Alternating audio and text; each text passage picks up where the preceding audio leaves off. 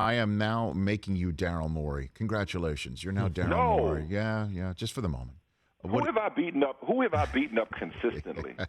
Every time I've come on and talked with you about this, I know. The number one object of my ire. So then it's a self-flagellating conversation we're about to have here. So what do you do if you're Daryl now? How do you handle this now? Okay, if I'm Daryl Morey right now, how do I handle this? Mm-hmm. Okay, I'm Daryl Morey. I'm not Michael Smith, because Michael Smith told Daryl Morey to trade Ben Simmons a long time ago. Yes, I know. But if I'm Daryl Morey, I'm not reversing course, because that's not what I do.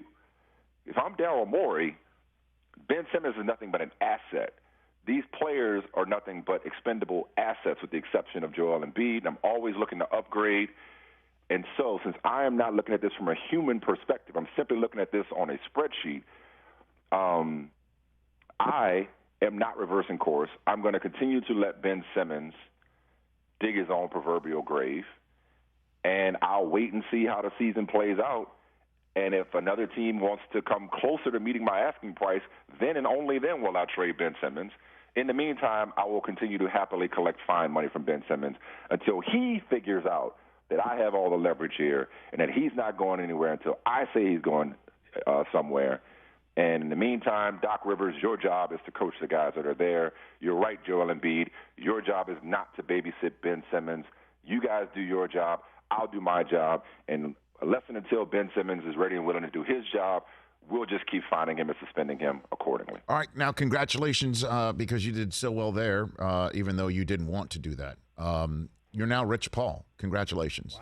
Wow. I'm happy. I'm with Adele, so I'm well, outside of that. I found that out. I was today years old when I found out that Rich Paul is with Adele. That's true, right? Oh, yeah. Very true. Yeah, I mean. I didn't know that. Yeah, that breakup is going to make a hell of an album for her one day. That dude is winning at life. I know. So let me ask you this. Outside of trying to get Ben Simmons to the Lakers, what do you do now?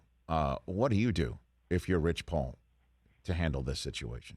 How do you handle this? I think it's like, look, Ben, listen, man, it's time for us to have a hard conversation. And it's time for you to know thyself. I believe that was Socrates. You have to know thyself. And you are not this guy. This is not you, Ben. And by this is not you, I don't mean it's beneath you to throw a temper tantrum. I mean, you're not that good. I love you. I know what you are, and I know what you aren't.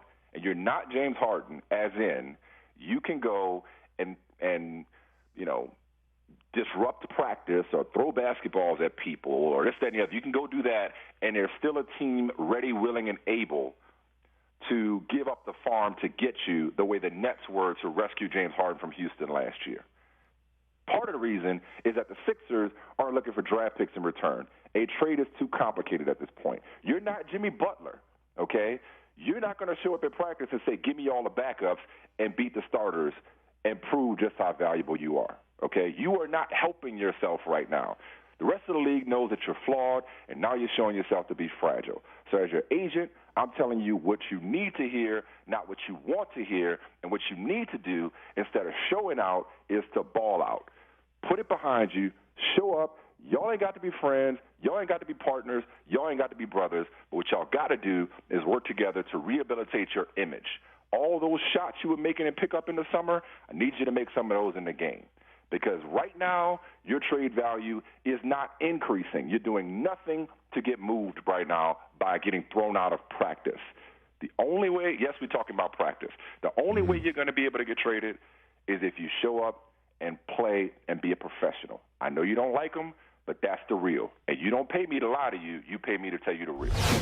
I think the Sixers are being sincere. No matter what they may have said after Game 7 or didn't say the entire offseason, I think the Sixers are being sincere that they know that they are a better team. They were the number one seed last year in the regular season. They are a better team with Ben Simmons, especially absent a dream trade that Daryl Morey thinks will make this team better, a la Bradley Beal or Damian Lillard, who's already on record as saying, I ain't leaving Philly, okay?